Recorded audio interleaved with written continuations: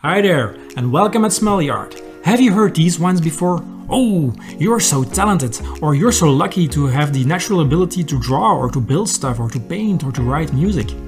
They're talking about talent, of course, and I'm going to start this video with a bold statement. I don't believe in talent. I believe in hard work. No one is born with a natural ability to do something. No one is born with the gift of drawing. I'm convinced of this. I'm convinced that you have to work really hard to get better and to get good. When I was at a very young age, my drawings were just as bad as all the other kids of my age. They really sucked. They really did. But because I love drawing, I did it a lot, much more than all the other kids of my age. And because I did it so much, I got better. And that's the reason why I got better at drawing, because I practiced, and I practiced a lot. And that goes for every skill. If you want to build stuff, write music, play music, or draw or paint. If you want to become better and if you want to become good, you have to work your ass off. There is no such thing as talent. There are no such people that you give an instrument in their hands and they can play by themselves. You just never saw the progress that they had to make. When an artist shows his work, you get to see the final product. You don't get to see the journey he had to make to get to this point. So to show to you guys how much you can improve by really hard work, I'm going to redraw one of my older drawings. I didn't date it at the time, so I don't really know what year it's from, but by looking at it, I can say it's been quite a few years I drew this. It's an original character that I created. I found it in one of my older sketchbooks. Let's have a look what I'm talking about. So this is the illustration I will be redrawing. I'm still quite happy with the design. It's quite a mysterious character we have here. He has some steampunk vibe going on. I will for sure keep that in the new illustration. What I will be changing primarily is the pose. In this drawing it's quite static, so I will be choosing a more dynamic pose for the new drawing. And some elements in the clothing, I will put some more detail into it. Also the cane he has in his hands, it has a diamond on top. But for the new drawing, I think I will be trying to make that shape more interesting maybe. You can see that I try some hatching and cross hatching in this drawing, but it's not very well done. So I think I can do that a lot better in the new drawing as well. And also the way he's holding the clock in his hand, I think we can do something more interesting with that as well. I'm really looking forward to do this one, so let's not wait any longer and let's get drawing.